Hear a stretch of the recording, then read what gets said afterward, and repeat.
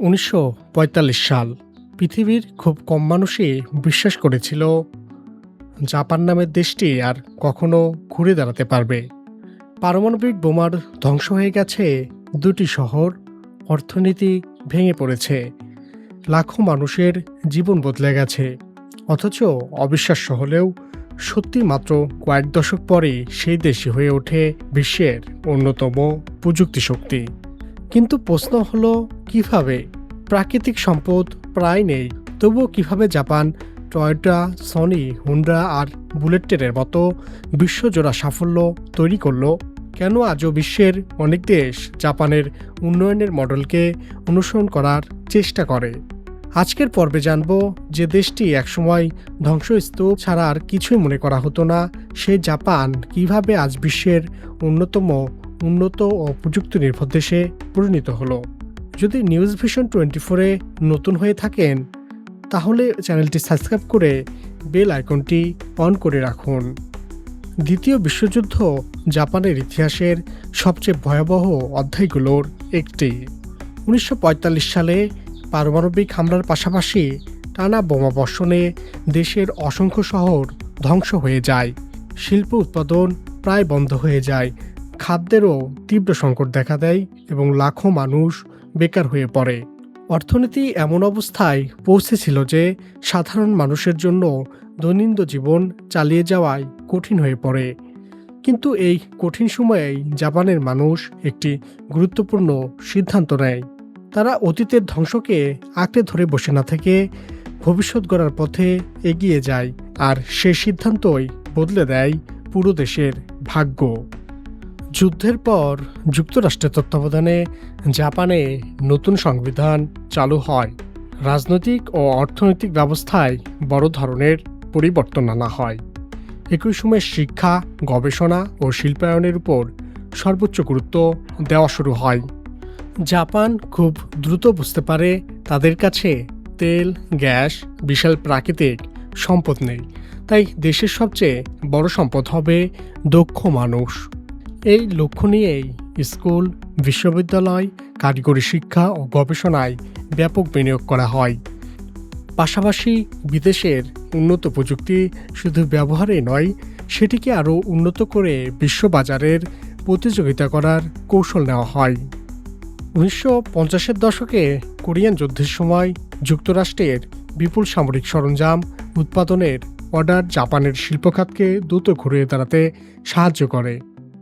এরপর শুরু হয় ইতিহাসখ্যাত জাপানিজ ইকোনমিক মিরাক্কেল, যেখানে কয়েক দশকের মধ্যেই জাপান বিশ্বের অন্যতম বৃহৎ অর্থনীতিতে পরিণত হয়। কিন্তু অর্থনৈতিকের অলৌকিক ঘটনা শুধু ভাগ্যের কারণে ঘটেনি, এর পেছনে ছিল কিছু শক্ত ভিত্তি। জাপানের উন্নতি সবচেয়ে বড় ভিত্তি ছিল শিক্ষা। তবে এখানে শুধু বই পড়ানোই হয় না, ছোটবেলা থেকেই শিশুদের শেখানো হয় শৃঙ্খলা, সময়ের মূল্য ও দায়িত্ববোধ এবং দলগতভাবে কাজ করার অভ্যাস। অনেক স্কুলের শিক্ষার্থীরা নিজের শ্রেণীকক্ষ পরিষ্কার নিজেরাই করে। এর মাধ্যমে তারা বুঝতে শেখে কোনো কাজই ছোট নয়, সমাজের প্রতি সবারই দায়িত্ব রয়েছে।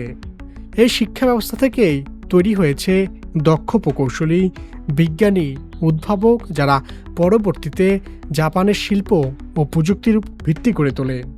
তবে শুধু দক্ষ মানুষ তৈরি করলেই তো হবে না, সেই দক্ষতাকে প্রতিদিন আরও উন্নত করার একটি সংস্কৃতিও দরকার ছিল।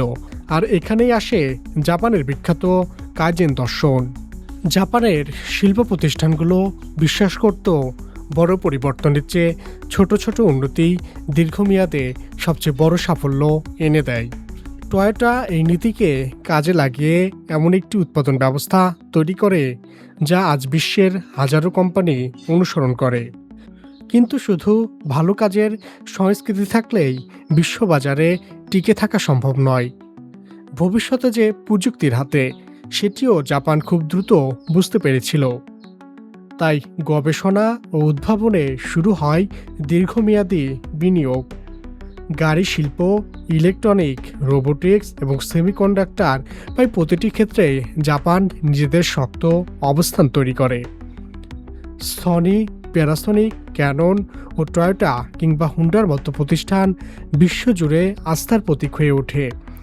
শুধু বেশি পণ্য তৈরি করাই নয়, জাপান শুরু থেকেই গুণগত মানের উপর বিশেষ গুরুত্ব দেয়।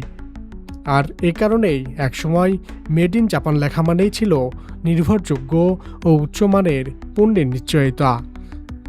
কিন্তু বিশ্বমানের শিল্প গড়ে তুলতে শুধু উন্নত কারখানাই যথেষ্ট নয়, প্রয়োজন দ্রুত, আধুনিক ও নির্ভরযোগ্য যোগাযোগ ব্যবস্থার। এ লক্ষ্যেই জাপান আধুনিক সড়ক, বন্দর ও রেল ব্যবস্থা গড়ে তোলে। 1964 সালে চালু হওয়া শিনকানসেন বা বুলেট ট্রেন বিশ্বের সামনে জাপানের প্রযুক্তিগত সক্ষমতার একটি প্রতীক হয়ে ওঠে। ঘন্টায় 300 কিলোমিটারের বেশি গতিতে চলতে সক্ষম এই ট্রেন আজ বিশ্বের অন্যতম নিরাপদ ও সময়নিষ্ঠ গণপরিবহন ব্যবস্থার একটি। তবে জাপানের সামনে এখন নতুন কিছু সমস্যা রয়েছে। দেশটিতে জন্মহার দ্রুত কমছে এবং বয়স্ক মানুষের সংখ্যা বাড়ছে, ফলে শ্রমিক সংকট দেখা দিচ্ছে। এছাড়া চীন ও দক্ষিণ কোরিয়ার সঙ্গে প্রযুক্তিগত প্রতিযোগিতাও বাড়ছে। তবে কৃত্রিম বুদ্ধিমত্তা, রোবোটিক্স এবং সক্রিয় প্রযুক্তিতে বিনিয়োগের মাধ্যমে জাপান এসব চ্যালেঞ্জ মোকাবেলার চেষ্টা করছে। জাপানের গল্প একটি গুরুত্বপূর্ণ শিক্ষা দেয়। একটি দেশের উন্নতির জন্য শুধু প্রাকৃতিক সম্পদই যথেষ্ট নয়, দক্ষ মানুষ, মানসম্মত শিক্ষা, দীর্ঘমেয়াদী পরিকল্পনা, গবেষণা, প্রযুক্তি ও শৃঙ্খলা, কঠোর পরিশ্রম এই বিষয়গুলো একটি দেশকে সত্যিকারের অর্থে এগিয়ে নিয়ে যায়।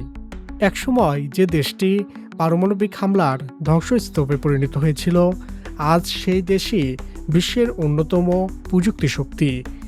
জাপানের এই সাফল্য কোনো অলৌকিক ঘটনা নয়, এটি কয়েক দশকের পরিকল্পনা, মানসম্মত শিক্ষা ও কঠোর পরিশ্রম। জাপান প্রমাণ করেছে একটি দেশের সবচেয়ে বড় সম্পদ তেল, গ্যাস বা খনিজ নয়, বরং দক্ষ মানুষ ও মানসম্মত শিক্ষা ও দূরদর্শী পরিকল্পনা। তাই জাপানের উন্নয়নের গল্প শুধু একটি দেশের ইতিহাসে নয়, বরং সংকট কাটিয়ে কিভাবে একটি জাতি নতুন করে ঘুরে দাঁড়াতে পারে তার বাস্তব উদাহরণ। আর এ কারণেই আজও বিশ্বের অনেক দেশ উন্নয়নের পথে জাপানকে অনুসরণ করার চেষ্টা করে। আপনার মতে জাপানের সাফল্যের সবচেয়ে বড় কারণ কোনটি?